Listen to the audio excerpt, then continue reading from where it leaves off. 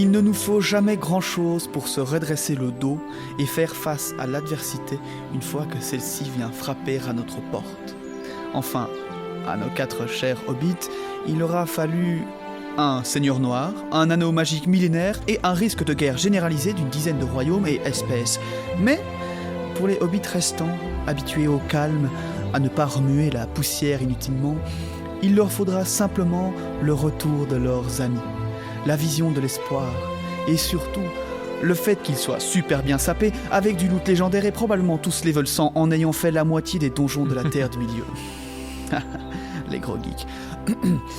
La semaine passée, nous nous rendions vers la comté, enfin. Mais alors que la joie était dans les cœurs, une drôle de sensation animait nos camarades, et surtout Frodon.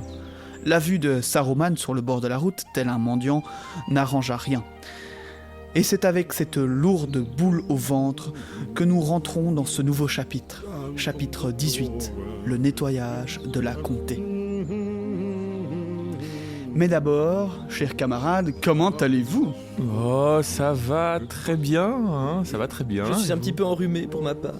C'est le vent des tracteurs qui passait à côté de moi dans la ville qui m'a un peu soufflé. Ah, les et du coup, j'ai chopé un rhume. manifestations d'agriculteurs de cette semaine. Des manifestations d'agriculteurs dans la vie, mais aussi dans le chapitre dans lequel nous allons, D'une certaine façon. dans lequel nous allons rentrer aujourd'hui. Comme quoi, nous continuons d'être dans le sujet, malgré Ouais, tout. c'est vrai, tu vois. Pour ceux qui écouteront ce podcast dans 20 ans, ils se demanderont « Ah, ça devait certainement être le jour des grandes manifestations pour les agriculteurs. Papa, raconte-moi un peu. » C'était les derniers espoirs, Timmy. Les shérifs étaient là, avec Maintenant- leur John Deere. Maintenant, nous mangeons de la viande artificielle. Voilà. Les tomates sont à 13 € le kilo. Tu te souviens du goût des fraises? Je n'ai le souvenir d'aucune nourriture.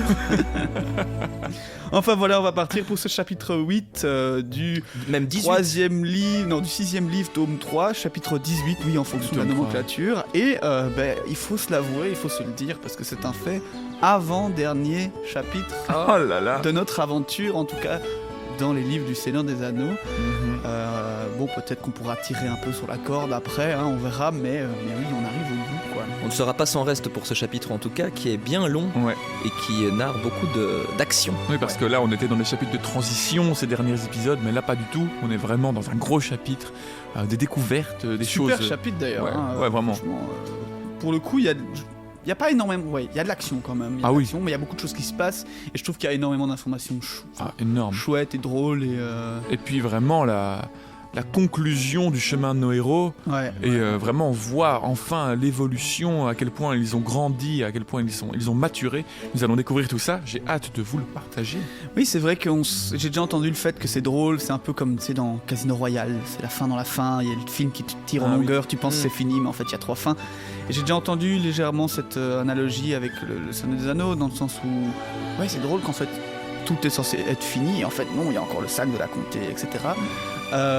Mais en effet, maintenant que tu le dis, je trouve que ça donne une très très bonne conclusion à nos 4 personnages qui ont déjà tous eu un bel événement à leur histoire. Hein. Frodon et Sam avec l'anneau, Pipin avec le sauvetage de Faramir et Merry avec le coup de Au dague sorcier. au roi sorcier. Mais ça conclut vraiment bien la chose. Mais en tout cas, rentrons directement là-dedans, je pense. Oui, hein. tout à fait. Allons-y. Chapitre 18. Le nettoyage de la comté.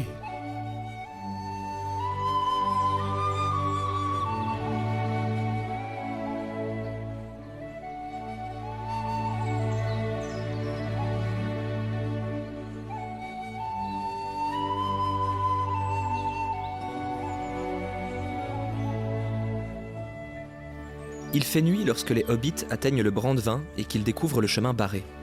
À chaque extrémité du pont, il y a une grande grille garnie de pointes et de l'autre côté de la rivière, de nouvelles maisons lugubres ont été construites. Ils cognent à la porte extérieure et appellent, et comme réponse, quelqu'un sonne du corps. Une voix crie dans l'obscurité. « Qui va là ? Passez votre chemin ! L'entrée est interdite ! Vous ne pouvez pas lire l'écriteau ? Aucune admission entre le coucher et le lever du soleil !» Évidemment que nous ne pouvons pas lire l'écriteau, il fait noir. crie Sam. Là-dessus, une fenêtre claque, et une foule de hobbits munis de lanternes se déverse hors de la maison de gauche. Ils paraissent effrayés à la vue des voyageurs. Merry reconnaît l'un des hobbits, Hob garde-clôture, et il se présente à lui. Je suis Merry Brandbook. Je voudrais bien savoir ce que tout cela signifie et ce qu'un habitant du pays de Bouc, comme vous, fait ici. Vous étiez autrefois sur la porte de la clôture. Miséricorde, c'est Maître Méry, pour sûr, et tout armé en guerre. On avait dit que vous étiez mort, perdu dans la vieille forêt au dire de tous. Oh, je suis heureux de vous voir vivant après tout. Méry demande au hobbit de lui ouvrir la porte, mais ceux-ci refusent. Ordre du chef. Le chef? S'indigne Frodon. Le chef, vous voulez dire Monsieur Loton? Je le suppose, monsieur, mais il faut dire simplement le chef à présent. Il est grand temps que la famille s'occupe de lui et le remette à sa place. Un silence tombe parmi les hobbits de l'autre côté de la porte. Il ne manquera pas de l'apprendre, et si vous faites autant de bruit, vous allez réveiller le grand homme du chef. Nous allons le réveiller d'une façon qui le surprendra, Dit Méry. Si vous entendez que votre chef a engagé des bandits des terres sauvages, nous ne sommes pas revenus trop tôt. Il saute à bas de son poney et déchire avant de jeter en morceaux l'écriteau sur la porte. En avant, Pipin. À 2, ça suffira. Méry et Pipin escaladent la porte et les hobbits s'enfuient. Il y a une nouvelle sonnerie de cor. À la porte de la maison plus grande de droite, une large et lourde silhouette apparaît. Qu'est-ce que tout cela? On force la porte? Et fichez-moi le camp ou je vous casse vos sales petits coups. Bill Fougeron. Si vous n'ouvrez pas cette porte avant 10 secondes, vous le regretterez. Je vous collerai de l'acier dans le corps si vous n'obéissez pas. Et quand vous aurez ouvert les portes, vous les franchirez pour ne plus jamais revenir. Vous êtes un chenapan et un voleur. Bill Fougeron fléchit. Il s'avance en traînant vers la porte et la déverrouille, puis jette la clé à la tête de Sam et s'élance dans l'obscurité. Comme il passe près des poneys, l'un d'eux lui décoche une ruade qui l'atteint dans sa course. Il disparaît avec un hoquet dans la nuit et on n'entend plus jamais parler de lui. Bon travail, Bill. Dit Sam en s'adressant à son poney. Voilà pour le grand homme. Nous verrons le chef plus tard. En attendant, nous voulons un logement pour la nuit. Et comme il semble que vous ayez démoli l'auberge du pont pour construire à la place ce triste endroit, il vous faudra nous héberger. Le gardien de la porte refuse. Il ne peut pas gâcher des provisions et accueillir des visiteurs ainsi, ce qui laisse pantois les 4 compagnons qui s'attendaient à retrouver un pays en pleine santé avec de belles récoltes. « L'année a été assez bonne, dit Hob. On fait pousser beaucoup de nourriture, mais on ne sait pas où ça passe. Ce sont tous ces ramasseurs et répartiteurs qui font des tournées pour compter, mesurer et emporter à l'emmagasinage.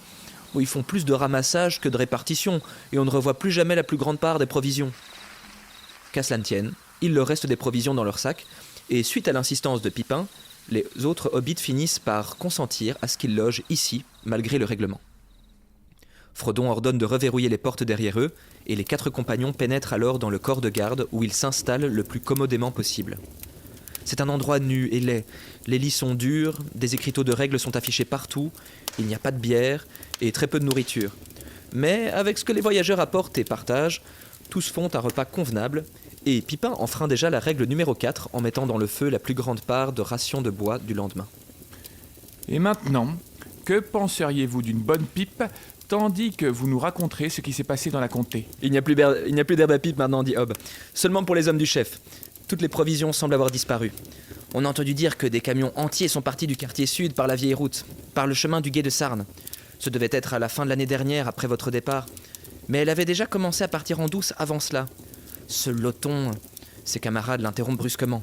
On ne peut pas parler ainsi du chef, et si ce genre de propos lui arrive aux oreilles, ils auront de gros ennuis. En effet, le nouveau chef dispose de moyens d'information. Il y a une bonne 40aine de milles du pont à cul-de-sac, et quelqu'un accomplit le trajet en grande hâte. C'est ce que Frodon et ses amis ne tarderont pas à découvrir. Ils n'ont fait aucun plan défini, mais ont vaguement pensé descendre d'abord ensemble au creux de Crick pour s'y reposer un peu. Mais, à présent, voyant l'état des choses, ils décident de se rendre tout droit à Hobbitbourg.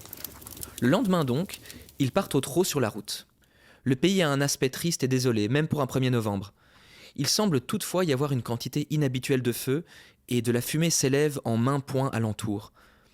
Un haut nuage de cette fumée monte au loin dans la direction du bout des bois. Comme le soir tombe, ils approchent de La Grenouillère, un village sur la droite de la route, à environ 22 milles du pont. Ils ont l'intention d'y passer la nuit, à l'auberge de la Bûche Flottante qui a bonne réputation.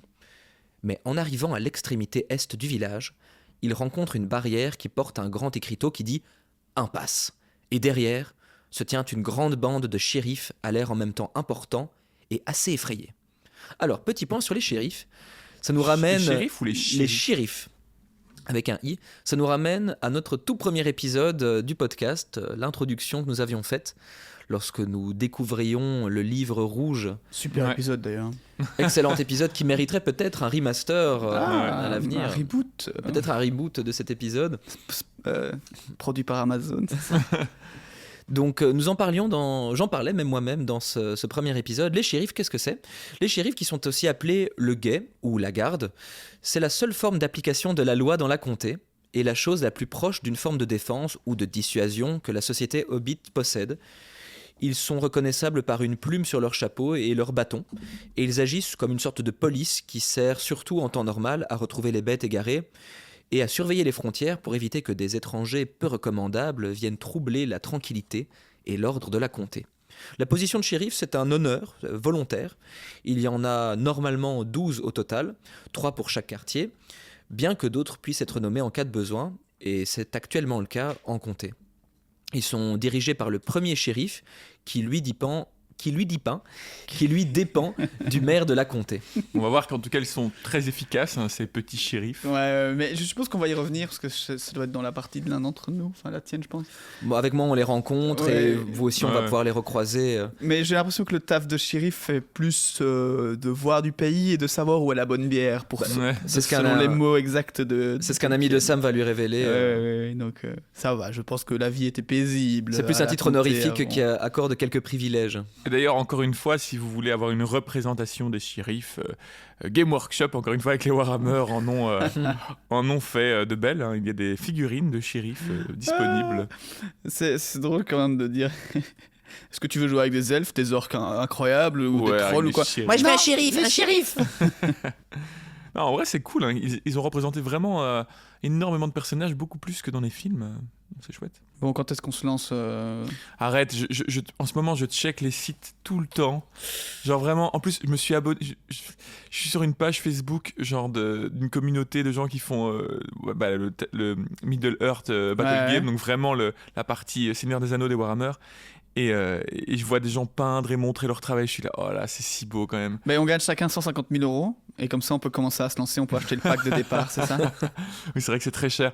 Mais je sais pas, ça me donne envie de faire une retraite en campagne avec des figurines et de peindre face à l'horizon comme ça. Ça a l'air très calme et très paisible comme activité. It's a peaceful life. Voilà.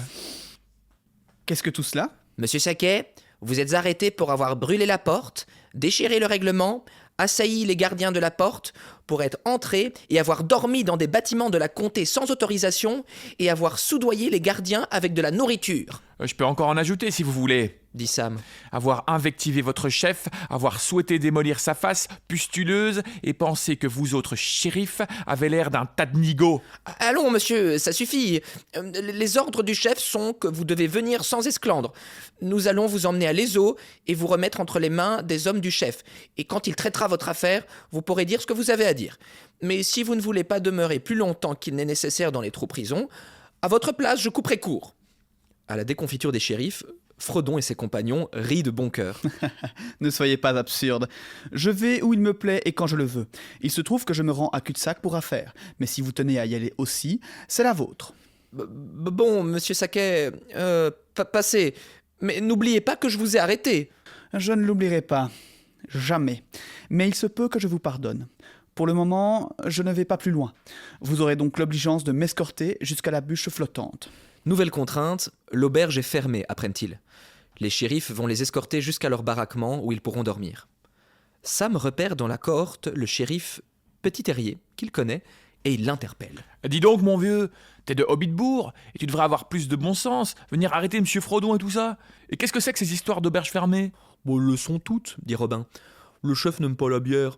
En tout cas, c'est comme ça que ça a commencé. À présent, ce sont ces hommes qui la prennent toutes pour eux. Et ils n'aiment pas que des gens circulent. S'ils veulent ou ils doivent le faire, il faut aller à la maison des shérifs pour expliquer son affaire. Tu devrais avoir honte d'être mêlé en quelque façon que ce soit à toutes ces bêtises. Tu aimais toi-même beaucoup mieux l'intérieur que l'extérieur d'une auberge autrefois. Tu y faisais tout le temps des apparitions, en service ou non. Mais je le ferais bien encore, Sam, si je le pouvais. Mais ne me juge pas trop mal. Tu sais, comme je voulais être shérif il y a 7 ans, avant le début de tout cela. Cela me donnait l'occasion de me balader dans le pays, de voir des gens, d'entendre des nouvelles, et de savoir où on trouvait la bonne bière. Mais à présent, c'est différent. Je peux pas abandonner mon poste, c'est interdit. Si j'entends encore souvent c'est pas permis, je vais me mettre en colère. Je peux pas dire que je regrettais de le voir. Si on se mettait tous en colère à la fois, ça pourrait faire quelque chose. Mais c'est ces hommes, Sam, les hommes du chef, il les envoie partout. Et si quelqu'un de nous autres petites personnes cherche à faire valoir ses droits, il le fourre dans les trous prisons. Ils ont commencé par le vieux Croquette, le vieux Plié Blanc, le maire, et ils en ont emmené beaucoup d'autres. Oh, ça empire, tu sais, et ils les battent. Pourquoi travailles-tu pour eux alors? Qui t'a envoyé à la grenouillère? Mais personne. On reste ici dans la grande maison des shérifs. Nous sommes la première troupe du quartier de l'Est maintenant. Il y en a des centaines de shérifs, tous répertoriés. Ils en veulent davantage avec toutes ces nouvelles règles. La plupart y sont contre leur gré, mais pas tous. Même dans la comté, il y en a qui aiment se mêler des affaires des autres et faire les importants. Mais il y a pire. Il y en a quelques-uns qui espionnent pour le chef et ses hommes. C'est comme ça qu'on a eu de vos nouvelles. Ils utilisent l'ancien service de la poste rapide. Ils maintiennent des courriers spéciaux en différents points. L'un est venu de Blanc-Sillon la nuit dernière avec un message secret. Et un autre l'a emporté ici. Et un autre message est arrivé cet après-midi. Comme quoi, on devait vous arrêter et vous emmener à l'ESO et non tout droit aux trous prison. Vous n'allez rien comprendre. Bon, le chef veut évidemment vous voir tout de suite. La maison des shérifs de la Grenouillère est aussi piètre que la maison du pont. Elle est humide et triste, et le souper est servi sur une longue table nue qui n'avait pas été lavée depuis des semaines. La nourriture est désolante et les voyageurs sont heureux de quitter cet endroit. Il y a encore de la route jusqu'à l'ESO et ils se mettent en route à 10h du matin. L'équipée devait être marrante à voir pour les badauds. Une douzaine de shérifs marchant devant les soi-disant prisonniers, à cheval, eux, prisonniers qu'ils étaient censés escorter. Frodon est tout derrière et il demeure silencieux et pensif. À la pierre des 3 quartiers, les shérifs renoncent enfin. Ils ont parcouru près de 14 000 avec un seul moment de repos à midi. Il est près de 3 heures, ils ont faim, très mal aux pieds, et ils ne peuvent soutenir l'allure. Les 4 compagnons continuent alors sans eux. Ouais, t'as oublié de préciser que je pense que c'est Mary qui fait en sorte que les poneys aillent suffisamment à la meilleure vitesse pour qu'en fait eux soient presque obligés de courir, enfin de trottiner, quoi. Et eux ils sont là derrière en mode ils mettent la pression. Ils les pressent juste comme il faut, c'est de la torture douce. Et puis tout le monde n'a pas eu l'occasion de faire une randonnée incroyable jusqu'au Mordor. Oui, pendant un an. Donc ils n'ont pas l'habitude de beaucoup marcher. Certes. Mais on peut voir ici, par rapport à ce qu'on disait déjà dans l'intro, l'attitude de Frodon, Sam, Merry et Pipin quand même. Parce qu'on le rappelle, au dernier épisode, Gandalf les avait envoyés en comté... Voilà, en mode il va se passer quelque chose, il savait très bien ce qui allait se passer. C'est à vous de gérer. À vous de gérer, vous y arriverez très bien, c'est pas grave. Et on voit quand même déjà le caractère qu'ils ont, la manière de s'imposer. Ils ont même pas une seconde peur de ces shérifs, alors qu'ils sont beaucoup plus nombreux qu'eux. Pour l'instant, ils gèrent plutôt pas mal, comme ce que préconisait Gandalf, donc il avait bien vu. Ouais, mais ils ont vraiment à aucun moment aucun doute, quoi. C'est impressionnant. Ils pourraient être au moins intimidés par ces troupes de hobbits qui veulent les enfermer, mais pas du tout, mais n'importe quoi. Il y a le danger de ce qu'ils ne savent pas. Et en l'occurrence, on va le découvrir très vite, hein, les bandits, etc. Ouais. Mais en même temps, tu vois, ils sont en mode, ils reviennent d'une guerre où ils ont vu des elfes de 3 mètres, ils ont vu des hommes, des orques. Enfin, vraiment, ils ont traversé toutes les pires choses possibles, donc ils sont clairement blindés dans le sens peur de rien. Et donc c'est vrai que 3 hobbits pour le moment qui connaissent en plus. Surtout que moi, j'arrête pas de garder en tête Merry et Pipin qui ont grandi de je ne sais combien de centimètres. Oui, c'est vrai. Et qui doivent arriver au-dessus des hobbits en mode comment ça, je ne peux pas rentrer. Ah, bonjour monsieur. Les 4 compagnons continuent alors sans eux. Au revoir mon vieux, dit Sam à Robin. Je t'attendrai devant le dragon vert. Si tu n'as pas oublié où cela se trouve, ne lambine pas en route. Repartis au trot, ils arrivent à l'Eso par son vaste étang, et là, ils éprouvent le premier choc vraiment pénible. Le propre pays de Frodon et de Sam qu'ils aiment plus que tout au monde est méconnaissable. Un bon nombre de maisons qu'ils avaient connues manquent. Certaines semblent avoir été incendiées. L'agréable rangée d'anciens trous de hobbits dans le talus du côté nord de l'étang est abandonnée. Les petits jardins autrefois multicolores sont envahis de mauvaises herbes, et là où il y avait jadis une avenue d'arbres le long de la promenade de l'étang, se trouve désormais une ligne entière de vilaines maisons neuves. Au loin, vers cul-de-sac est érigée une haute cheminée de briques qui déverse une fumée noire. Dans le village de l'Eso, toutes les maisons et tous les trous sont fermés. Il n'y a personne pour les accueillir. Étonnés, ils en découvrent bientôt la raison.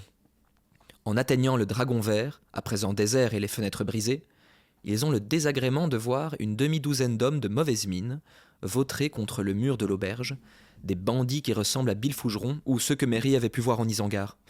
Ils portent des massues à la main et des cors à la ceinture. À l'approche des voyageurs, il quitte le mur et s'avance pour barrer le chemin. Où croyez-vous aller? Il n'y a pas de route pour vous au-delà d'ici. Et où sont ces beaux shérifs, hein? Ils viennent tout gentiment, Dit Mary. Ils ont peut-être un peu mal aux pieds. Nous avons promis de les attendre ici. Allons donc, qu'est-ce que je disais? J'ai prévenu Charcou qu'il ne fallait pas se fier à ces idiots. On aurait dû envoyer quelques-uns de nos gars. Et quelle différence cela aurait-il fait, je vous prie?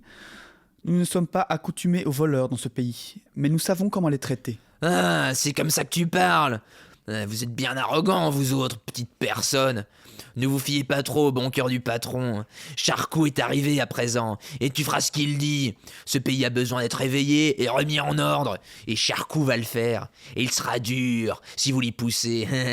Vous avez besoin d'un plus grand patron, et vous allez l'avoir avant la fin de l'année s'il y a encore des difficultés. Et vous apprendrez une ou deux choses, sale petit rat. Je suis heureux de connaître vos projets. Je suis en route pour aller voir Monsieur Loton, et il pourra être intéressé de les entendre, lui aussi. Loton, il le sait bien, n'ayez crainte. Il fera ce que dit Charcot. Parce que si un patron nous fait des ennuis, on peut le changer. Vu? Et si les petites personnes cherchent à s'introduire et on ne les demande pas, on peut les empêcher de nuire. Vu? Je vois. Pour commencer, je vois que vous retardez et que vous ne connaissez pas les nouvelles. Ici, votre temps est fini, comme celui de tous les autres bandits. La tour sombre est tombée, et il y a un roi en Gondor. L'Isengard a été détruit, et votre beau maître n'est plus qu'un mendiant dans le désert. J'ai passé près de lui sur la route. Les messagers du roi vont remonter le chemin vert à présent, et non plus les brutes de l'Isengard. Un mendiant dans le désert? Vraiment? Crânez donc, mon petit. Mais cela ne nous empêchera pas de vivre dans ce gras pays où vous avez fainéanté assez longtemps. Et des messagers du roi? Voilà ce que j'en pense, dit-il avant de cracher au sol devant Frodon. C'en est trop pour Pipin. Il a passé à travers main d'Angers et terrassé un troll devant la porte noire. Il ne laissera pas une crapule insulter Frodon ainsi. Il rejette son manteau en arrière, tire son épée en un éclair, et l'argent du Gondor rayonne sur lui alors qu'il pousse son poney en avant. Je suis un messager du roi. Vous parlez à l'ami du roi et une des personnes les plus renommées des pays de l'Ouest. Vous êtes un imbécile. À genoux et implorez votre pardon, sinon je vous plante ce fléau des trolls dans le corps. L'épée brille, Merry et Sam tirent également la leur et s'avancent pour soutenir Pipin, tandis que Frodon reste immobile. Les bandits reculent. Ils n'étaient là que pour effrayer des hobbits égarés, pas pour affronter des guerriers du roi. Ils détalent, apeurés, et sur la route de Hobbitbourg sonne un corps. Eh bien, il était grand temps de rentrer. Peut-être est-il même trop tard, pour sauver Loton en tout cas. C'est un pauvre imbécile, mais je le plains.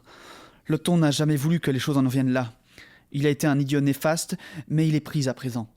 Les bandits sont à la tête, et ils ruinent les choses à leur guise, en son nom. Et même plus pour longtemps en son nom.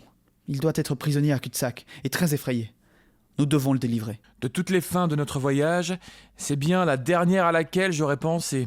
Avoir à combattre des semi-orques et des bandits dans la comté, même pour délivrer Loton la pustule. Je suppose que les choses pourront en arriver là, mais rappelle-toi, il ne doit y avoir aucune tuerie de hobbits, même s'ils ont passé à l'autre bord. Vraiment, l'autre bord, je veux dire, pas seulement obéi aux ordres des bandits parce qu'ils ont peur. Aucun hobbit n'en a jamais tué un autre exprès dans la comté. Et cela ne doit pas commencer maintenant. Et personne du tout ne doit être tué si cela peut être évité. Gardez votre sang-froid et retenez vos mains jusqu'au dernier moment possible. Mais s'il y a beaucoup de ces bandits, cela voudra certainement dire un combat. Tu ne vas pas libérer Loton ou la comté simplement en étant choqué et contristé, mon cher Frodon. Il ne sera pas aussi aisé de les effrayer une seconde fois. Ils ont été pris par surprise. Tu as entendu cette sonnerie de cor? Il y a d'autres bandits à proximité. Ils seront beaucoup plus hardis quand ils seront plus nombreux. Il faudrait penser à nous abriter quelque part pour la nuit. Même armés, nous ne sommes que 4. Il ne sert à rien de se mettre à l'abri. Il nous tomberait dessus pendant la nuit ou nous tendrait un piège. Il faut faire quelque chose tout de suite. Soulevez la comté. Allons, il faut réveiller tous les nôtres. Ils détestent tout cela, c'est visible, à l'exception d'un ou deux idiots qui veulent être importants, mais ne comprennent rien à ce qui se passe. Les gens d'ici ont joui d'une telle tranquillité si longtemps qu'ils ne savent que faire. Ils ne demandent qu'à lutter pourtant. Et ils vont s'embraser. Les hommes du chef vont essayer de nous écraser rapidement. Nous n'avons que très peu de temps pour agir. Sam, cours à la ferme de Chaumine si tu veux. C'est le personnage principal par ici et le plus résolu. Allons, je vais sonner du corps de Rohan et leur faire entendre à tous une musique comme ils n'en ont jamais entendu auparavant. Alors que Sam descend au galop le chemin vers chez Chomine, il entend un corps résonner si fort que lui-même faillit tourner de bride pour revenir, alors que son poney se cabre et hennit. Sam reprend ensuite la route. En avant, mon gars, en avant! Mary change de note et l'appel de corps du pays de Bouc s'élève, secouant l'air. Debout, debout, la peur, le feu, les ennemis, debout. Des voix s'élèvent et les gens sortent de chez eux. Des lumières jaillissent et devant Sam, des chiens aboient. Il arrive chez le père Chomine avec 3 de ses gars, Tom le jeune, Jolly et Nick. Ils portent des haches et barrent la route. Non, ce n'est pas un de ces bandits, c'est un hobbit d'après sa taille, mais tout bizarrement vêtu. Oh là! Et qui êtes-vous? Et qu'est-ce que c'est que tout ce raffut? C'est Sam Gamgee, je suis revenu. Ah ça, la voix est bonne, et la figure n'est pas pire qu'autrefois. Sam, mais je ne t'aurais pas reconnu dans la rue, accoutré comme ça.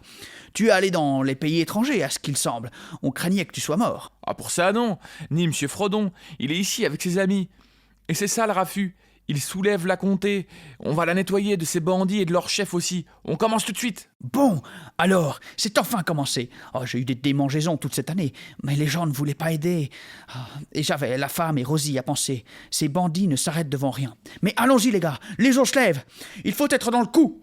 Et Madame Chomine et Rosie, il n'est pas sûr de les laisser toutes seules. Chomine lui indique qu'elles sont à l'intérieur, protégées par Nib, une fourche à la main, et il l'invite à les rejoindre. C'est moi, Sam Gamgee. Alors n'essaie pas de me piquer, hein, Nibs. D'ailleurs, j'ai sur moi une cotte de maille. Bonsoir Madame Chomine. Salut Rosie. Rosie le questionne sur ses affaires de l'année dernière. Elle le pensait mort, mais Sam répond que le temps presse. Madame Chomine le rassure sur leur état et Rosie le renvoie auprès de Monsieur Frodon, lui demandant pourquoi il l'avait quitté une fois que les choses semblent enfin dangereuses. Sam, ne sachant quoi répondre qui prendrait au moins une semaine, tourne les talons avant d'être rattrapé par Rosie dans les escaliers. Je trouve que tu as fort bon air, Sam.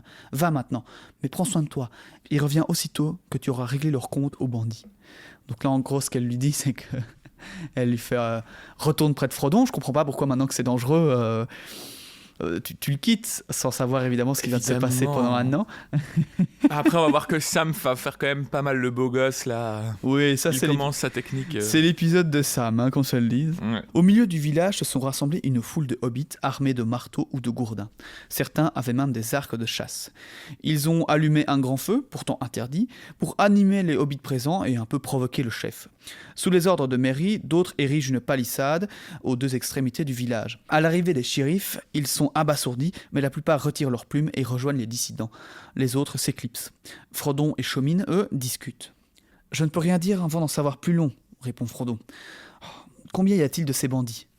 Chomine répond que c'est difficile à dire. Probablement 50 dans les baraquements de Hobbitbourg, généralement moins d'une vingtaine autour du patron, qui est lui-même à cul-de-sac et n'en sort jamais.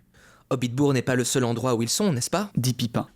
Il y en a un bon nombre dans le sud, à Longoulet et au gué de Sarne, à ce qu'on dit, et d'autres se cachent dans le bout des bois.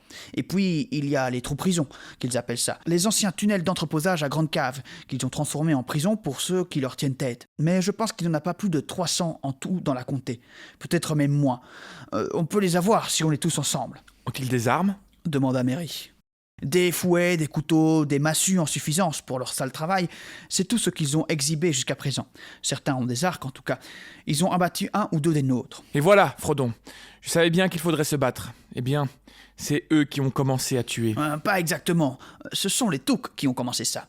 Votre pays. Vous voyez, monsieur Peregrine, il n'a jamais frayé avec ce loton. Il disait que si quelqu'un devait jouer les chefs à cette heure, c'était le véritable Taïn de la comté, et non un parvenu. Et quand Loton a envoyé ses hommes, ils y ont perdu leur peine. Les Touks ont de la chance d'avoir ces trous profonds dans les collines vertes, les grands smials, et les bandits ne peuvent les atteindre. Et ils ne laissent pas les bandits pénétrer sur leurs terres. S'ils s'y risquent, les Touks leur font la chasse.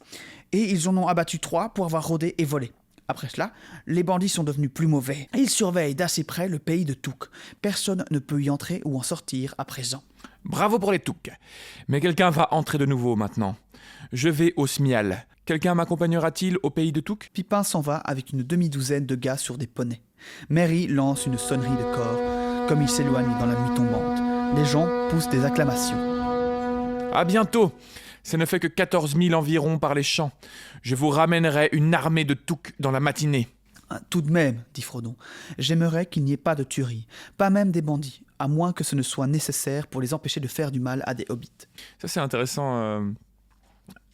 encore une fois, Frodon, on va le voir tout au long du chapitre, qui s'oppose à toute violence sans cesse. On va voir qu'il est devenu vraiment très anti-violence. Enfin, on a vraiment cette forme de, j'ai envie de dire, de christianisation, mais dans le sens où vraiment il est devenu celui qui tend l'autre joue, quoi. Le miséricordieux total, qui ne veut vraiment plus aucune violence. On va voir même quand on va rencontrer le grand méchant plus tard dans le chapitre. Il est... Presque un peu trop, je dirais, mais évidemment c'est dans les valeurs, donc ces valeurs-là doivent être présentées à 100%. Si tu fais ça qu'à 50%, ça n'a pas de sens, mais il y a presque un moment oui, ils en ont quand même tué pas mal, oui, mais soyez gentils avec eux. On est en train de mourir quand même là. Il va y avoir une bataille, il va se refuser à y participer, comme ces soldats qui refusaient de prendre le fusil, là, les objecteurs de conscience. Moi j'y vois plutôt les prémices de cette espèce de stress post-traumatique dont il souffre. On pourrait le voir comme ça. Une des raisons pour lesquelles il quitte la Terre du Milieu, au-delà du fait que c'est un porteur de l'anneau, j'ai toujours vu ça comme l'espèce de retranscription de certains soldats qui, après les tranchées, ou dans les tranchées, avaient des syndromes de stress post-traumatique tellement énormes qu'ils pouvaient totalement vriller ou avoir toujours, même des années encore plus tard, 50 ans après, avoir encore des images, des réminiscences de ce qu'ils ont pu vivre dans ces tranchées. Et je crois que c'est une des expressions qu'a Frodon de ce syndrome, c'est après avoir traversé autant de douleurs, de souffrances, et avoir vu et vécu des choses si abominables avec cet anneau, et avoir voulu même d'ailleurs s'en emparer à la toute dernière seconde. Est-ce que c'est pas pour lui, tu vois, il rejette totalement toute violence. Oui, aussi. Hein. Oui, puis il y a l'apprentissage. Plus que par conscience, c'est plus par souffrance. Il s'y refuse. L'apprentissage de Gandalf et de toute cette histoire qui évidemment le pousse à la clémence, surtout qu'il a été prouvé avec Gollum que le fait d'avoir fait clémence à Gollum a été en fait très bénéfique sur la fin, qu'on avait encore besoin de lui. Et donc tout ça, il crée ce personnage de Frodon qui essaye d'être au maximum... celui qui laisser une chance à chacun aussi. Exactement, même si bon, voilà, c'est bien pour ces braves bandits, mais on verra que ces bandits sont quand même des brutes qui ont quand même fait beaucoup de mal. Mais en même temps, voilà, moi je trouve que le message est très chouette. Mais en tout cas, il y aura bientôt une nouvelle série, Oxo, quoi avec Frodon, Oxo Comté, qui sera la série sous Frodon qui est médic. Pendant la bataille de la comté. J'ai pas la référence. C'est une référence à Oxo Ridge avec Andrew Garfield. Tu parlais justement des soldats qui se refusaient au combat. Et Andrew Garfield qui a joué un soldat du Pacifique, donc la guerre du Pacifique pendant la Seconde Guerre mondiale, qui se refusait à utiliser une arme. Et qui a sauvé pas mal de gens. Et donc Frodon sera médic lors de la bataille de la comté, avec sa petite feuille d'Athélas allant à droite à gauche. Et sur une note plus rigolote, vous imaginez une armée de toucs pour Gandalf.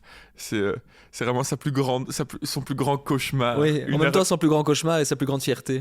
Une armée de toucs. Moi, j'imagine surtout l'armée de toucs qui n'arrêterait pas de lui poser des questions. Hé Gandalf, Gandalf, je peux faire ça avec mon épée. 500 crétins de toucs. Crétins de toucs. 500 toucs qui vont jeter des petits cailloux dans un puits de la Moria.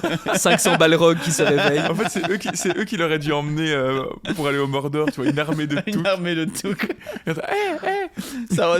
Ils s'amusent tous à toucher Palantir. Arrêtez, non, touchez pas à ça. Non, quittez Barad-dûr. Mais c'est mon anneau. Non, mais je t'ai pas là. Enfin bon, sur ce, Merry prend les dispositions nécessaires pour tendre un piège aux bandits. À ce moment même, des hobbits qui avaient été renvoyés vers Hobbitbourg arrivent en courant. Ils viennent, une vingtaine au moins, mais 2 sont partis vers l'ouest à travers champs. Ce doit être vers le carrefour pour en chercher d'autres. Eh bien, ça fait 15 000 dans les 2 sens. Il n'y a pas à se préoccuper d'eux pour l'instant. Merry se hâte d'aller donner des ordres. Le père Chaumin fait place nette dans la rue, renvoyant chacun chez soi.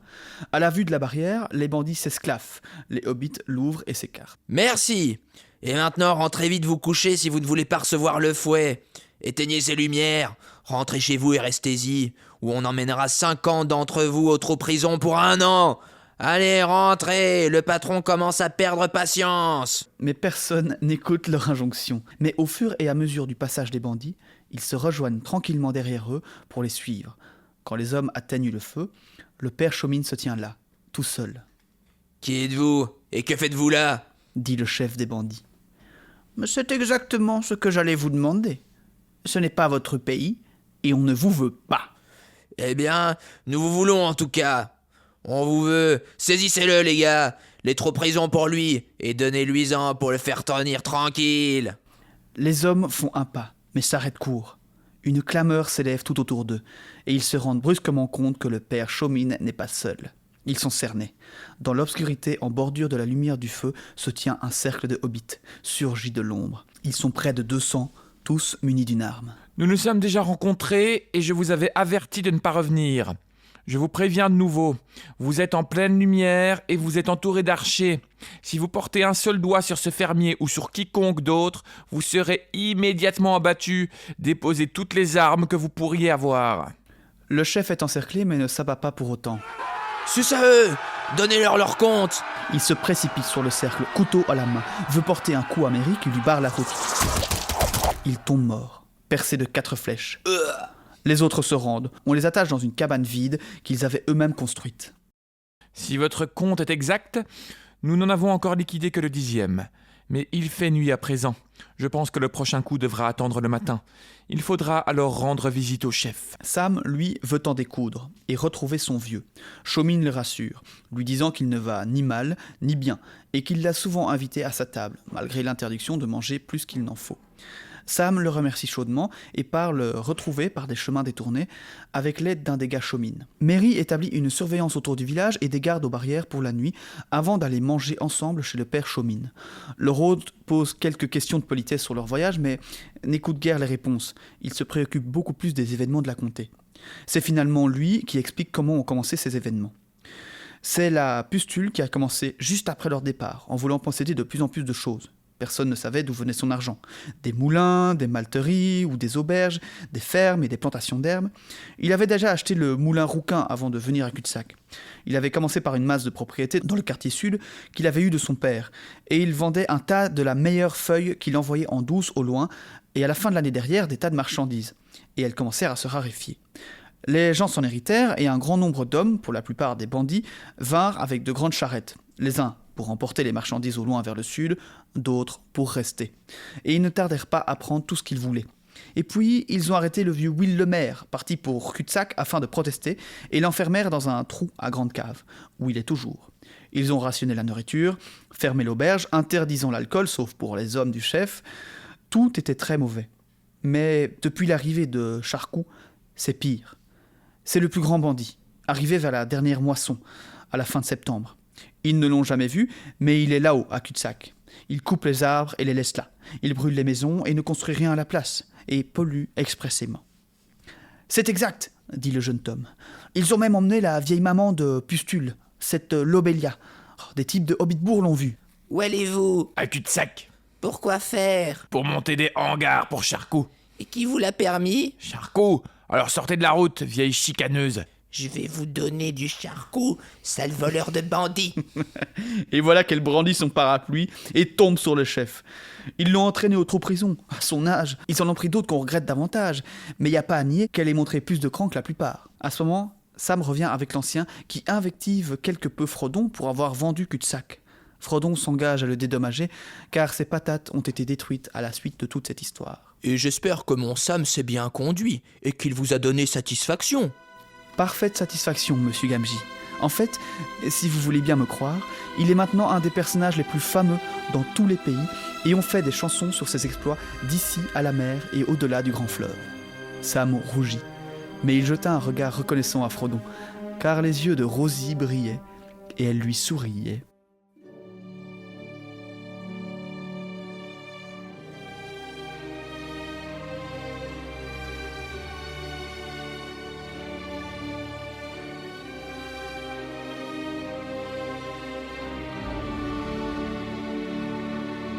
Nice move, Frodon, nice move. C'est vraiment le meilleur Le wingman. wingman de l'année, hein. Et mon pote, il a un peu sauvé le continent, là. Petit coup de coude. Mais ces hommes-là, juste pour revenir sur ces bandits-là qu'ils voient à l'auberge en arrivant, avant de sonner le corps, les tout premiers qu'ils voient, c'est, il me semble, que, si j'ai bien compris, ce sont aussi des demi-orques. Oui, il est dit... C'est ce que je précisais, ouais. ce qui était dit plus tôt, c'est des hommes, le type d'hommes que Merry et Pipin avaient déjà vu en Isengard chez Saruman. Ouais. Et aussi on comprenait, parce que ça l'avait été dit, si on regarde par rapport aux dates, que en fait toute cette procédure, mais tout ce qui est en train de se passer en comté, s'est amorcé depuis le départ des Hobbits.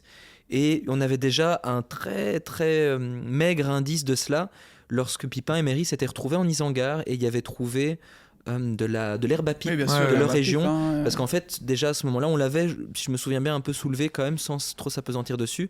C'est que Saruman commerçait, on se disait à ce moment-là, ou peut-être était déjà en train de s'accaparer les richesses, une des richesses de la comté, Oui. à savoir l'herbe à pipe.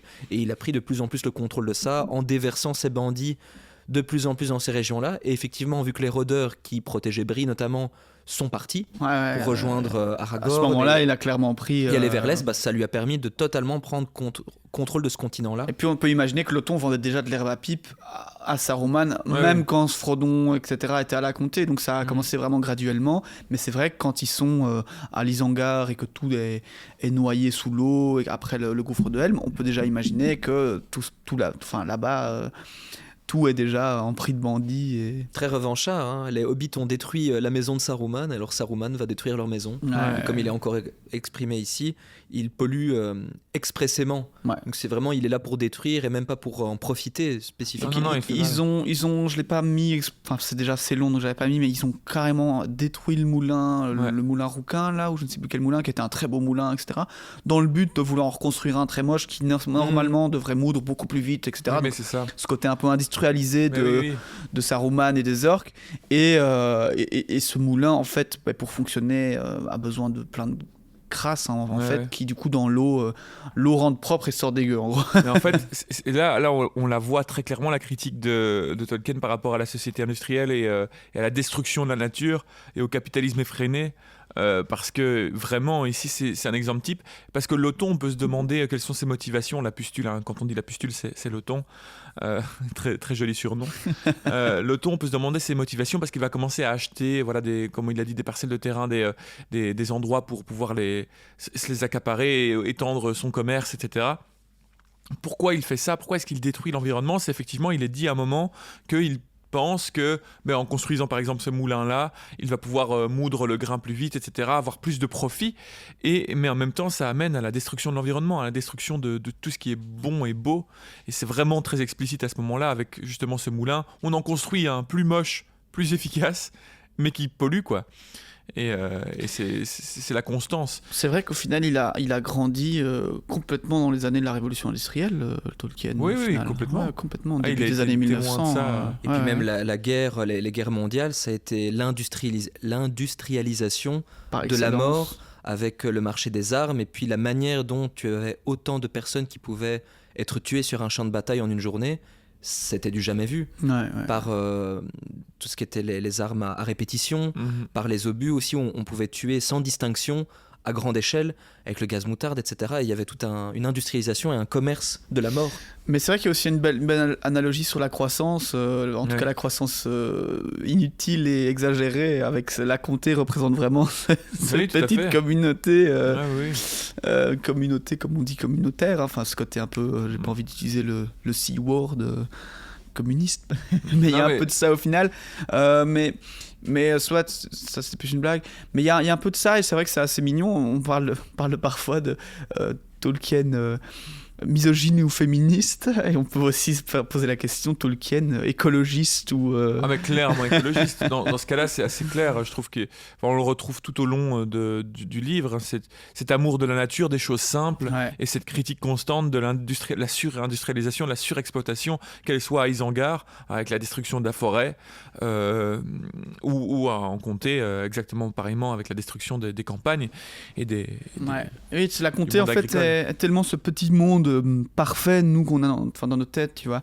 ce truc verdoyant avec des Ouais. fleurs, avec des petites cabanes où tout le monde vit, tout le monde vit bien avec peu, que c'est vrai qu'une fois qu'on me dit qu'on a mis un moulin qui rejette de l'huile et de la graisse dégueulasse dans la Ouais. rivière, je trouve que ça fait ça fonctionne bien Bah oui, oui. comme, Et puis, comme sonnette d'alarme, j'ai envie de dire. Et puis voilà, il est dit aussi qu'ils construisent de nouvelles maisons sur plusieurs étages. Moi, j'y vois vraiment une transformation de la comté, un peu comme Des HLM, des buildings. Non, mais ces quartiers Oui, il y a un peu de ouvriers ça, du début Ah oui. du début du 20e en Angleterre, à Londres. Oui, ces quartiers ouvriers avec toutes les mêmes Mhm. maisons Ouais, sur 2 étages. Qu'on a aussi chez nous. Hein, qu'on se a le aussi dise, chez nous, tout à fait. Et dans ces villes ultra polluées, enfin moi je vois clairement une analogie par rapport à ça. Très Peaky Blinderesque dans ces petites Oui, maisons. oui, Ouais. c'est ça. Mais je pense que, ouais, clairement, pour moi, il ne fait aucun doute que Tolkien parle de ça. entre C'est guillemets. quand même incroyable qu'on soit en train d'enregistrer cet épisode et qu'il soit diffusé au plus fort des manifestations pour les agriculteurs. Ouais. On pouvait pas imaginer que ça tombe mieux que ça. C'est vrai, oui. clair. Oui, nous C'est sommes en phase avec l'actualité, figurez-vous. Ou l'actualité est-elle en phase avec nous? Ah Elle n'est jamais en avance ni en retard d'ailleurs. Elle arrive précisément à l'heure prévue. Bon, j'espère que ça va bien se passer du coup, parce que là on arrive quand même sur des belles conclusions. Peut-être qu'on arrivera à une bonne résolution, Ouais. on l'espère. Basez-vous sur nous, s'il vous plaît. Le monde.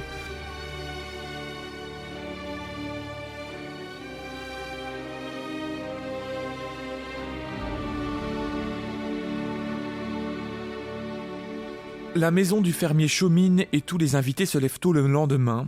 Il n'y a eu aucune alerte la nuit, mais on attend certainement d'autres ennuis avant la fin de la journée. Après le petit déjeuner, un messager du pays de Touk arrive à cheval. Tout le pays s'est soulevé et les bandits ont fui. Le taïn du pays renvoie donc Monsieur Pérégrine avec tous ces gens dont il peut se passer. D'autres ont dit... On a décidé de dire quoi, taïn ou taïn? Moi je disais Taïn. Taïn, moi. Taïn, Ok. Taïn, fils de Lotin. Non, Taïn, oui. Moi, Taïn, pour moi, ok. c'est Taïn. Enfin, Comme tu un peu vois, ce que j'ai mangé hier. Exactement. Ouais. Une bonne taïne. Quoi? Une bonne tagine. Oui, j'avais quand même... Une bonne taïne de poulet. D'autres nouvelles moins bonnes arrivent plus tard. Mary revient au galop vers 10h. Une centaine de brigands arrivent et mettent le feu partout sur leur passage. Mais les Touks arrivent avant eux. Ils entrent au village fort d'une bonne centaine, avec Pipin à leur tête. Mary dispose maintenant d'une hobbiterie assez nombreuse et solide pour s'occuper des bandits. Ce dernier décide alors d'établir des plans. Le groupe de bandits avance déterminé, mais il ne semble compter aucun chef dans leur rang qui comprend l'art de la guerre. Ils sont cons, entre guillemets. Ils arrivent, martelant la route de l'Est. Ils finissent par tomber sur une forte barricade, celle d'une vieille voiture de ferme renversée. Ils s'arrêtent et remarquent que les haies des deux côtés, juste au-dessus de leur tête, sont entièrement bordées de hobbits. Derrière eux, quelques hobbits sortent des charrettes dissimulées dans un champ, leur coupant ainsi la retraite. « Il semble que vous ayez donné dans un piège, » dit Merry. « Vos camarades de Hobbiton ont fait de même. L'un d'eux est mort et les autres sont prisonniers. Déposez vos armes, puis reculez de 20 pas et asseyez-vous. Quiconque essayera de fuir recevra une flèche. » Mais les bandits décident de ne pas se laisser faire. Une vingtaine fait volte-face et se rue contre les charrettes. 6 sont abattus, mais les autres percent la barricade, tuant 2 hobbits, puis se débandent à travers la campagne. 2 autres tombent en pleine course. Merry fait retentir son corps et il y a au loin des sonneries de réponse. Les hommes, encore pris au piège dans le chemin, environ 80, tentent d'escalader la barricade et les talus. Les hobbits n'ont d'autre choix que de tirer sur eux ou de les attaquer à coups de hache. Mais les plus forts et les plus désespérés sont nombreux à s'échapper du côté ouest et ils assaillent brutalement leur adversaire car ils ne cherchent plus tant à fuir qu'à tuer. Plusieurs hobbits tombent et le reste vacille quand Merry et Pipin, qui se trouvent du côté est, traversent pour donner l'assaut aux bandits. Merry tue lui-même leur chef, une grosse brute aux yeux louches, semblable à un grand orc. Puis, il rappelle toutes ses forces, enfermant ce qui reste des hommes dans un vaste anneau d'argile. Bientôt, tout est fini.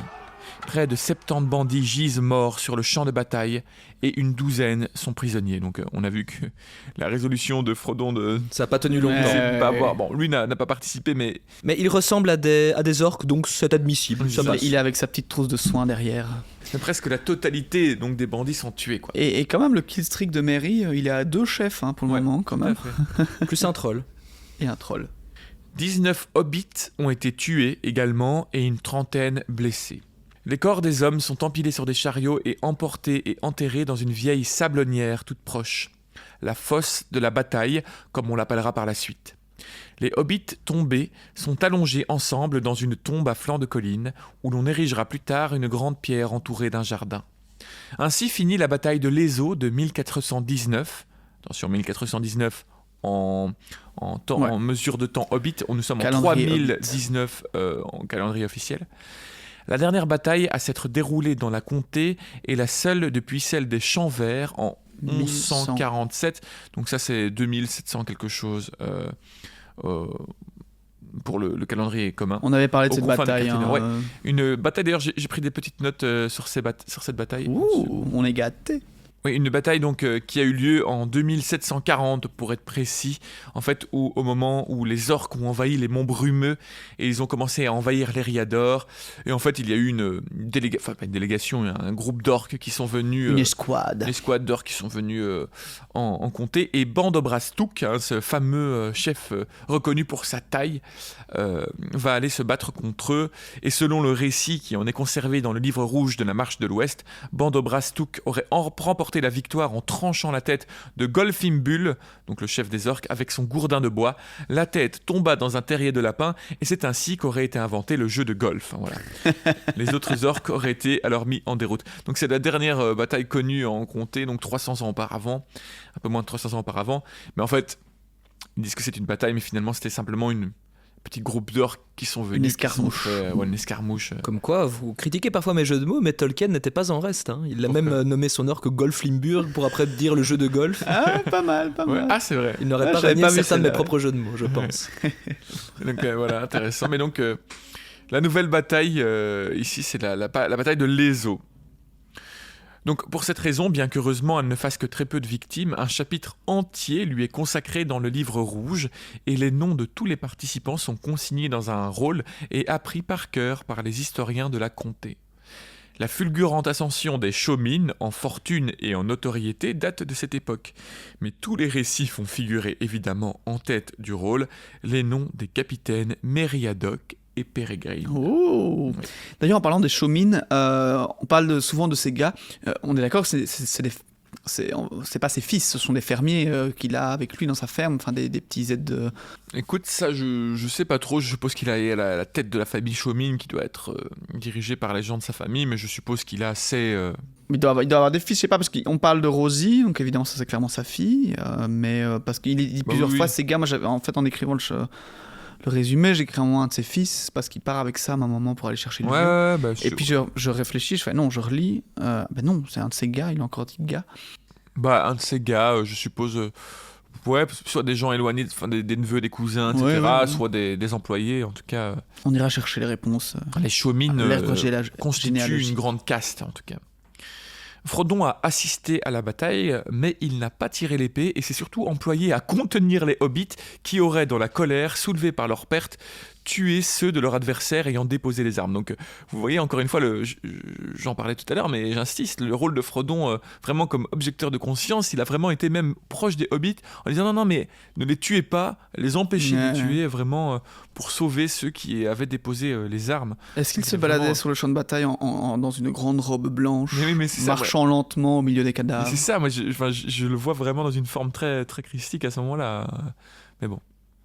Merry, Pipin et Sam le rejoignent pour prendre le repas de midi, puis Frodon dit avec un soupir « Eh bien, je suppose qu'il est temps de nous occuper du chef. » Le fermier Shawmin assemble une escorte de quelques douzaines de vigoureux hobbits, puis ils partent à pied. Frodon, Sam, Merry et Pipin ouvrent la marche. C'est là l'une des heures les plus tristes de toute leur vie. Comme ils approchent du vieux village de l'autre côté de l'eau, entre des rangées d'affreuses nouvelles maisons de part et d'autre de la route, ils voient le nouveau moulin dans toute sa laideur sordide et repoussante, un grand bâtiment de briques à cheval sur le cours d'eau, qu'il salit d'un écoulement fumant et nauséabond. Tout le long de la route, les arbres ont été abattus.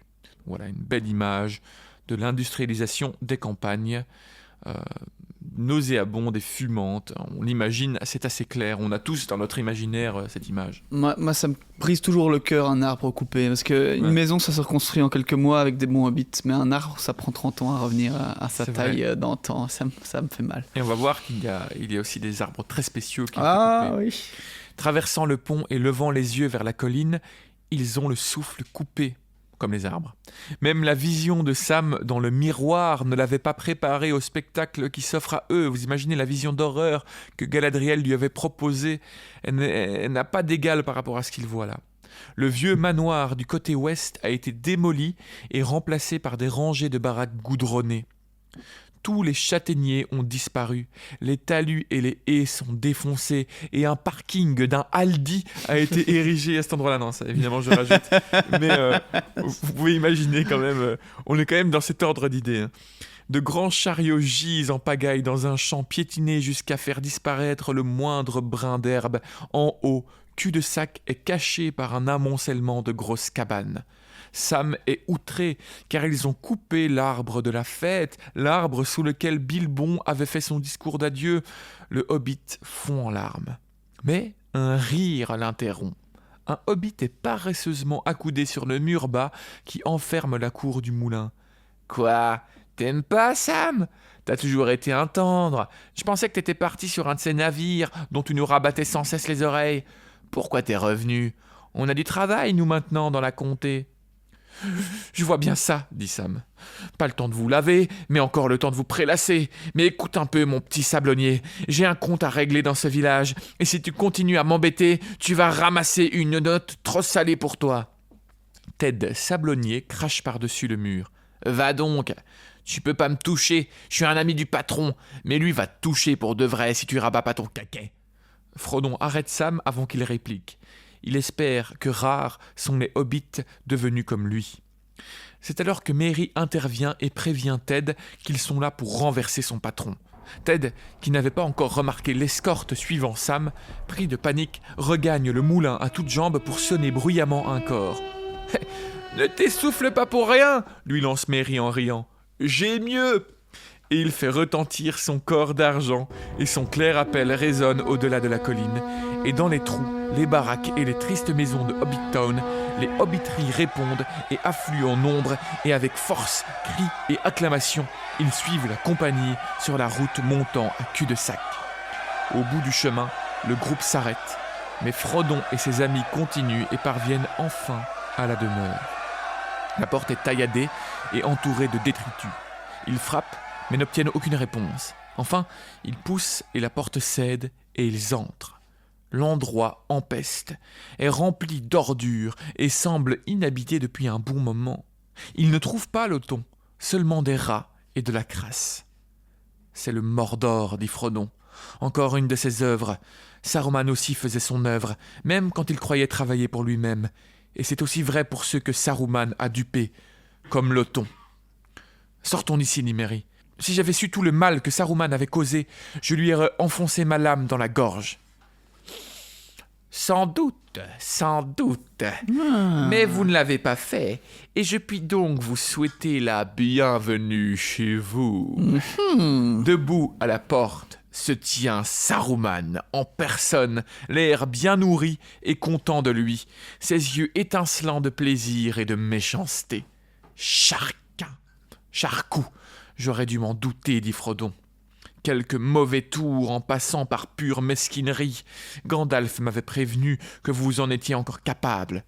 Parfaitement capable, dit Saruman, et plus qu'en passant, vous m'avez fait rire, vous autres petits seigneurs de Hobbit, chevauchant avec tous ces grands personnages, si assurés et si contents d'eux-mêmes. Vous croyez vous en être remarquablement bien tirés, et pouvoir simplement rentrer chez vous à votre aise, profitant d'un tranquille et agréable petit séjour à la campagne. La maison de Saruman pouvait être jetée sans dessus-dessous, et on pouvait l'affirmer, mais personne ne toucherait à la vôtre. Oh non! Gandalf veillerait sur vos intérêts, lui. Non! Quand ces instruments ont rempli leur usage, il est lâche.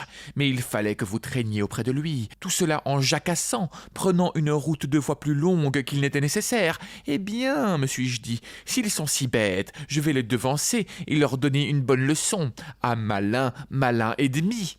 La leçon eût été plus dure si seulement vous m'aviez laissé un peu plus de temps et d'hommes. Reste que j'ai déjà fait beaucoup, et vous aurez du mal à le réparer ou à le défaire de votre vivant. Il sera agréable d'y penser au regard des préjudices qui m'ont été causés. Là, vraiment, Saruman, pour moi, c'est vraiment une petite peste, quoi. Vraiment, le gars est là. Ah ouais, eh ben, vous avez gagné. Eh ben, vous allez voir ce que je vais faire. Regardez comment je vais faire mal. Regardez comment je vais faire mal à votre petit. Mais moi, je me pose quand même une question, parce qu'il est très invectivant de Frodon, en fait. Il est venu à cul-de-sac, défoncer cul-de-sac, etc. Ah oui, c'est le symbole de sa défaite. Ouais. Pourtant, j'ai plus l'impression que c'est Merry et Pipin qui lui ont plus fait de mal. Oui, mais Frodon, dans les faits, c'est le Hobbit. Il est très orgueilleux. On a Gandalf qu'il jalouse énormément parce que c'est à Gandalf qui a été confié de base la mission de guider, d'être le chef du Conseil Blanc. ce que Gandalf a refusé par sa Mithrandil. grande mansuétude, et du coup, Saruman n'était que le second choix, donc déjà ça. Et en plus, ce premier choix de Gandalf, lorsqu'il a eu la possibilité d'avoir l'anneau, l'a confié à un vulgaire hobbit, Frodon, qui a Ouais. réussi sa tâche, ce que Saruman Bon, c'est impossible. pensait impossible, Ouais. et qu'une créature telle que ce hobbit n'était pas digne d'avoir un tel artefact en sa possession. Et d'ailleurs, qu'est-ce qu'elle en a fait? Elle l'a détruit. Donc ouais, effectivement, Frodon, pour lui, est le symbole de toute cette décadence et de tout ce qui ne va pas dans le monde. Ouais, mais on sent vraiment Et de la son orgueil, en mauvaise foi. C'est terrible parce que là, il rentre complètement dans sa mauvaise foi encore plus qu'auparavant. Il est complètement incohérent, son discours. C'est juste un discours de vengeance puérile, absolument horrible. Moi, j'ai vraiment dégoûtant. J'ai l'image un peu de Tante Pétunia pour la référence à Harry Potter. Vous voyez, quand Hagrid vient annoncer à Harry qu'il est un sorcier, et elle parle de sa mère. Et je sais plus ce qu'elle dit, mais elle a l'air dégoûtée comme ça en parlant de sa sœur. Alors qu'elle est juste jalouse, oui, ça oui. pue la jalousie. Oui, Parce qu'elle n'a pas reçu sa lettre, elle. Non. Ouais, n'oublions pas que c'est un Maya, c'est un. Avec ses jambes bizarres. C'est un Maya, enfin c'est vraiment encore une fois un espèce d'ange, un espèce de demi-dieu, si pas de dieu. Et ce Ouais. type qui normalement aurait pu rentrer à Valinor, peut-être Ouais, même ouais. demander pardon. Mais viens de Valinor. Et est un personnage complètement céleste qui se retrouve Ouais. croque-croque en deux dans une maison de hobbits Avec à Grima. crachouiller ses insultes. On va le voir à se faire dominer par des petites personnes. En Ouais. plus. Deuxième référence à Harry Potter, je vais en glisser une parce qu'il y a celle que tu apportes, mais celle que je n'avais pas notée quand on l'a traversée il y a quelques minutes, c'est le moment où ils arrivent dans un des premiers baraquements au début du chapitre où il y a toutes ces règles affichées partout. Moi je voyais vraiment celle dans l'ordre du Phénix avec le bureau des inquisiteurs avec toutes les règles Ouais. d'ombrage partout dans l'école. Oui, c'est vrai. Il y avait un peu de ça aussi. On se demande Il est interdit vraiment de faire des réunions. où J.K. Rowling va chercher ses inspirations. Hein. C'est pas du tout chez Ouais, Tolkien. Non, pas du tout. Pas du non. tout. Non, mais après, c'est Pardon. c'est pas J'ai forcément un peu une inspiration directe, mais c'est vrai qu'en C'est tout cas- amusant en tout cas. Ouais, oui. Et donc Frodon réagit à cette parole de haine et de crasseuse de Saruman. Eh bien, si vous tirez agrément de ce genre de choses, dit Frodon, vous me faites pitié. Seul le souvenir vous en restera, j'en ai peur. Partez immédiatement et ne revenez plus jamais. Les hobbits des alentours avaient vu sortir Saruman, et entendant l'injonction de Frodon, ils crient « Ne le laissez pas partir! Tuez-le! C'est un bandit, un assassin, tuez-le !» « Tuez-le !» dit Saruman d'un ton moqueur. « Tuez-le si vous croyez être assez nombreux, mes courageux hobbits. N'allez pas croire qu'en perdant tous mes biens, j'ai aussi perdu tous mes pouvoirs. Quiconque me frappera sera maudit, et si mon sang souille la comté, votre pays se fanera, et jamais plus il ne guérira. » « Ne croyez pas ce qu'il dit, Frodon. Il a perdu tout pouvoir, sauf sa voix qui peut encore vous intimider et vous duper si vous la laissez agir. Mais je ne veux pas qu'il soit tué. Il est inutile de punir la vengeance par la vengeance, cela ne guérit rien. Partez, Saruman, par le chemin le plus court, encore une fois. La miséricorde de Frodon qui est limite en train de faire les béatitudes sur le mont, sur la montagne comme Le mont comme des Jésus, Oliviers. quoi. Ouais, c'est Moi je voyais pas le mont plutôt des Oliviers, mais Dalaï, Frodon, la massacre. Mais petite Vraiment. parenthèse sur les pouvoirs de Saruman. Donc, Gandalf a cassé son bâton. ouais, c'est lui, pas ça en gros, par Et- l'autorité des Valar et C'est ce que d'Ilúvatar, j'allais dire, carrément, ouais. il lui a enlevé ses pouvoirs. C'est ça, c'est en fait en revenant de la mort, il a eu un Ouais, ouais. buff en mode tiens, t'as le droit de. Mais Et il est, a pris sa devenu place. ce que Saruman devait être. Oui, oui. Il a pris sa place et Ilúvatar, en le ressuscitant, lui a donné l'autorité d'enlever les pouvoirs à Saruman. Quoi. C'est ouf, trop bien. Ouais, il lui a retiré sa capacité. À part sa voix, qui fait partie de lui. Serpent! Serpent! Appelle Saruman. Et la langue de serpent sort alors d'une cabane voisine, rampant sur le sol, presque comme un chien. On reprend la route, serpent. Ces braves gens et leurs petits seigneurs nous mettent encore à la porte. Dépêche-toi. Là, on peut presque voir Lucius Malfoy avec Dobby. Mm. Saruman se retourne, prêt à partir, et la langue de serpent se traîne après lui. Mais alors que Saruman passe devant Frodon, un couteau lui dans sa main, et il frappe subitement. La lame dévie sur la cotte de maille dissimulée et se casse. Là, j'imagine Frodon qui ne bouge pas, tu sais, qui n'a vraiment fait aucun geste. Juste un petit soupir. Hmm. Oh là là. Une douzaine de hobbits, Sam à leur tête, s'élancent avec un cri et jettent le gredin au sol. Sam tire l'épée, mais Frodon l'arrête. Ne le tue pas, même maintenant, car il ne m'a fait aucun mal. Et de toute manière, je ne voudrais pas qu'il meure dans ce sinistre état d'esprit. Il était grand autrefois, d'une noble espèce, contre laquelle nous ne devrions pas lever la main. Il est déchu et sa guérison est au-dessus de nos moyens. Je voudrais quand même l'épargner dans l'espoir qu'il puisse la trouver. » Vous imaginez quand même là, vraiment j'insiste, mais la bonté dont fait preuve Frodon à ce moment-là, il dit carrément que malgré tous ces méfaits, le fait que Saruman soit un Maya, un dieu, eh bien, il n'est pas de leur ressort de lui faire du mal, de le tuer, et qu'il espère qu'il pourra retrouver le chemin de la bonté. Il lui donne encore une fois cette possibilité de rédemption, qui va être coupée courte, on va le voir, mais quand même, cette possibilité lui est encore une fois donnée, une énième fois. Saruman se relève et fixe Frodon avec un regard mêlé d'étonnement, de respect et de haine. « Tu as grandi, demi-homme. Oui, tu as beaucoup grandi. Tu es sage et cruel. Tu as ôté toute douceur à ma revanche. Et maintenant, je dois partir dans l'amertume, redevable à ta clémence. Je la hais, et je te hais, toi. Eh bien, je m'en vais, et je ne te tourmenterai plus, mais ne compte pas sur moi pour te souhaiter bonne santé et longue vie. Tu n'auras ni l'une, ni l'autre, mais cela n'est pas de mon fait, je le prédis seulement. » Il s'éloigne, suivi de la langue de serpent hésitante. Frodon s'adresse à ce dernier. « Vous n'avez pas à le suivre. Je ne sache pas que vous m'ayez causé aucun tort.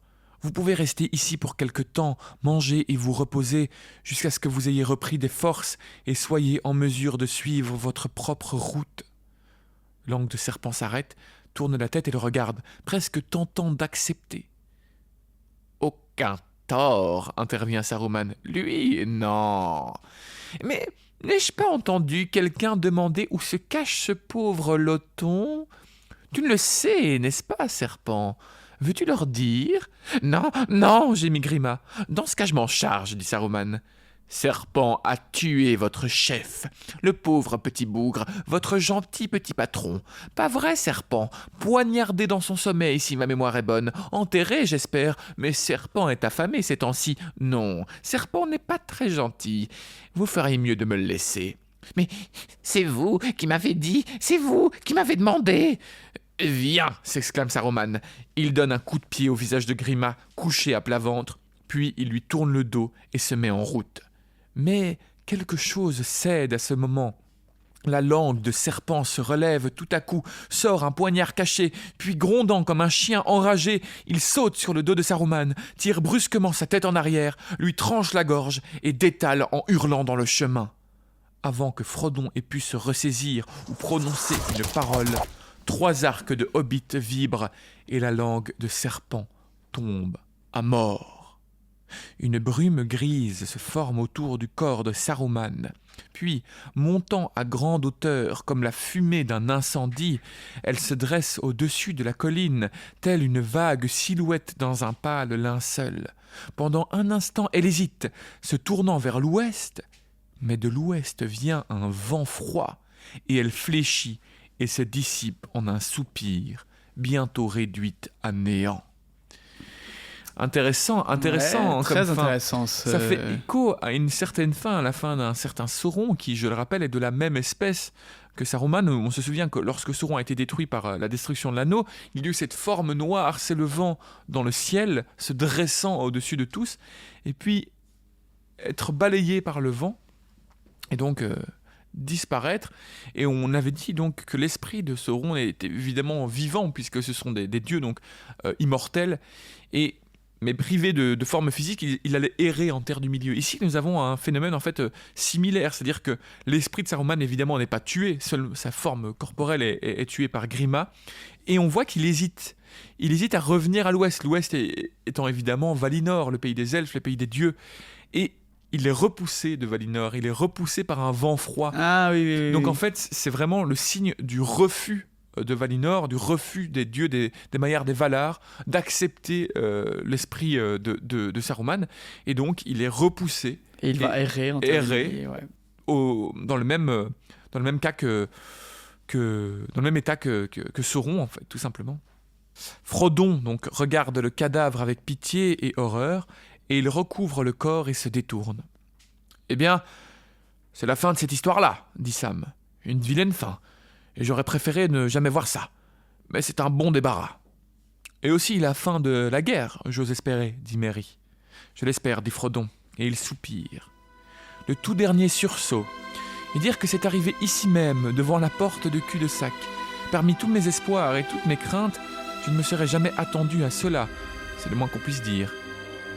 Pour moi, ce sera pas la fin avant qu'on ait pu nettoyer tous les dégâts, dit Sam d'un air sombre. Et ça prendra beaucoup de temps et de travail.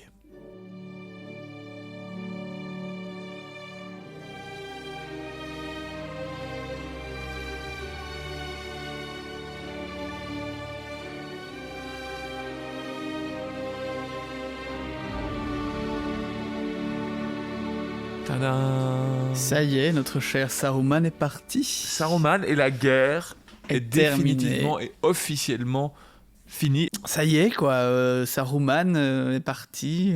Tué par Dobby, tué par son elfe de maison. Oh oui, dit Grima, mais quel état dans lequel quelle il horreur est, aussi, ce que laisse entendre Saruman, c'est donc déjà la perfidie avec laquelle il a poussé Grima à tuer Lothon dans son sommeil, ce qui est déjà assez atroce à imaginer, mais il sous-entend presque, enfin il ne sous-entend pas presque, il sous-entend que Lothon n'aurait pas été enterré et que Grima, affamé, l'aurait peut-être même mangé. Donc on arrive même sur quelque chose de très gollumesque, tu vois, assez ignoble à imaginer. Déjà, penser à un petit hobbit, même Lothon, que Frodon essaye de sauver, malgré tout le tort qu'il a pu causer au Hobbit et à la famille de Frodon, mais aussi même tout ce qu'il a pu être désagréable dans le passé avec sa femme Lobelia, qu'on a fini maintenant par apprécier, car elle a essayé de protéger les siens. On la retrouvera d'ailleurs. Et on va la prochain retrouver. chapitre. Se dire que ce pauvre Lothon a fini poignardé dans son sommeil et peut-être dévoré par Grima, c'est abominable.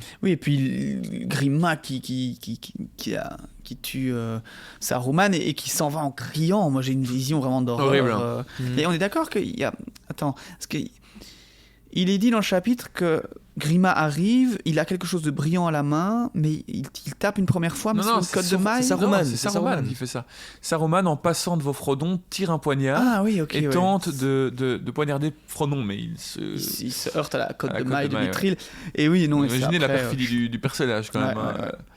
Mais Grima, moi, vraiment, c'est un des destins limite les plus tragiques de cette histoire, parce que ce qui est horrible chez ce gars, c'est que il s'est tourné vers Saruman, donc sûrement par envie, et un peu comme on avait dans l'histoire de Gondolin, par envie de pouvoir avoir Éowyn. Mais après, il n'est pas exclu que Saruman ait utilisé aussi de la voix pour le manipuler et le garder à son service.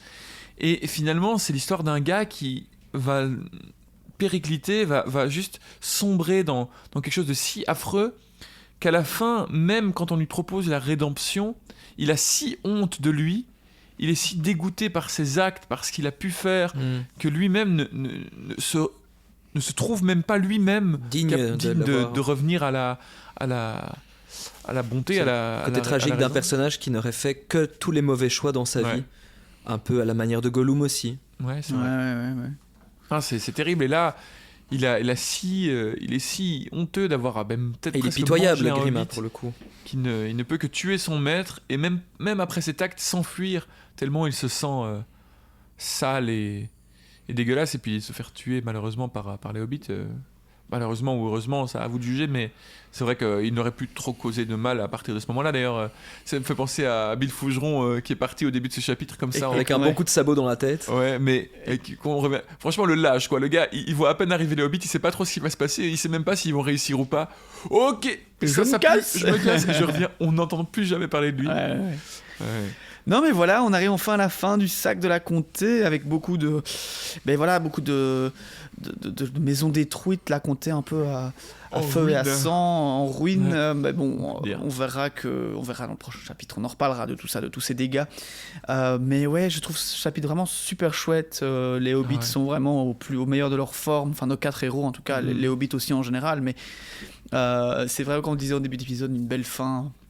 Un beau point d'or pour ces 4 personnages. Bon, Frodon qui est quand même un petit peu en mode Oxford Ridge, en pagne blanc, Ouais, mais en même à temps, calmer tout le monde. Et c'est clairement ce que lui doit faire, mais je le trouve un petit peu plus effacé et parfois un petit peu même, je vais pas dire cucu, mais un petit peu nounouille. Bah, il est déjà dans ce qui va se passer par la suite, hein. Il est encore en train de souffrir de cet anneau et il sent très bien vers quoi va l'appeler la suite de son histoire. Son histoire touche à sa fin et il le sent. Clairement. Je dis, ça a du sens dans son histoire, mais c'est vrai qu'en lisant le chapitre, c'est un peu... Oui. Mais par contre, voilà, Sam qui prend sa place, et puis les deux Merry et Pipin, surtout, qui sont là en capitaine de valeureux de la guerre de la comté. Donc non, vraiment super chouette. Peut-être que dans le prochain chapitre, en plus, ce sera l'occasion de retrouver l'un ou l'autre cadeau de Galadriel qui pourra être utilisé afin de faire renaître leur contrée. Ouais.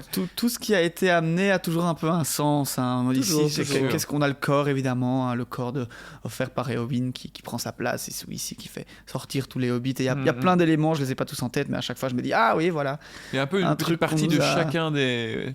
Au cas de chacun des endroits où ils ont passé qui leur sert à accomplir leur dernière tâche. Il y a plein de fusils de Tchekhov en soi. Hein. Il y a des dizaines de Gondor. C'est ça, ouais.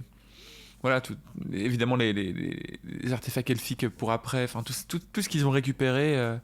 Mais vraiment, ces hobbits qui font preuve d'une ténacité, et d'un honneur incroyable. Ils n'ont peur à aucun moment, quoi. Ils décident de faire la guerre, de se battre.